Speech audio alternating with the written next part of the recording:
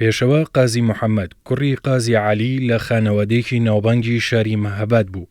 خانەوەدەکەی نزیکەی 4 سەدە پێشتر لەو شارە ژیاون و بە زانە و ئازادی خواز و نیشتیمان پەروەر ناوبانگیان دەرکرد بوو. قازی عالی باوکی پێشەوە لە 1930 لە شاری مەهاباد ڕێکخراوێکی کوردی بە ناوی بزوتنەوەی محەممەد پێکێنا.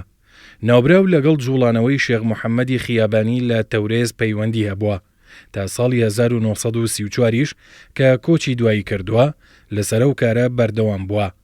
قازی عالی دوو کوڕی هەبووە، یەکیان ئەبولقاسم قازی ناسراو بە سەدری قازی بووە و ئەوەی تریان پێشەوە قازی محەممەد بووە و لە 1900 زاینی لەدایک بووە. لە سەردەمی منداڵی و لاویدا زۆر خۆلیای زانست و فێربوونی زمانە بیانیەکان بووە و جگە لە عەرەبی و فارسی لەگەڵ زمانی فەڕەنسی و ئینگلیزی و تا ڕادەیەکیش لە زمانی ڕووسیدا شارەزایی هەبووە.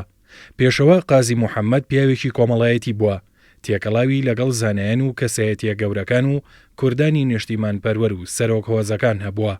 لە دوای کۆچی دوایی باوکی پێشەوە بووە بە دادوەری شاری مەهاباد و ماوەیەکیش لێپرسراوی فەرمانگەی ڕۆشنبیری و ئەوقافی شاری مەهاباد لە ئەستۆ گرتووە و لە کاتی بەرپرسیارەتی ئەودا یەکەم خوێندنگەی کچان لەو شارەدا کراوەتەوە.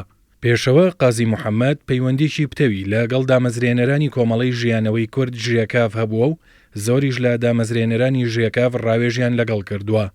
وەگەوەی لە وەسیەتەکەی داهاتووە پێشەوە قازی محەممەد برایەتی و یەکگرتووی کوردی پێگەورەترین هۆی سەرکەوتن بووە. لەبەرەو هۆیش لە زۆربەی وتارەکانی کە لە ڕۆژنامەی کوردستانی ئەو کاتدا چاپکراون لەسەر بابەتی یەکێتی و برایەتی دواوە و بەمەرجی سەرکەوتن و کۆڵەکەی ڕاگررتنی کۆمار و هۆی سەرکەوتن بەسەر دوژمنانیدا زانیوە. دوای ڕاگەیاندنی کۆماری مەهاباد کە بەڕەسمی بە کۆماری کوردستان ناسراوە لە 22 کانونی یەکەمی 1946 کە تەمەنی ئەو کۆمارە کورد مەودا و تەنها 11 مانگ بووە لە سەدەی 20دا و لە دوای کۆماری ئارارات لە تورکیا دامەزرا.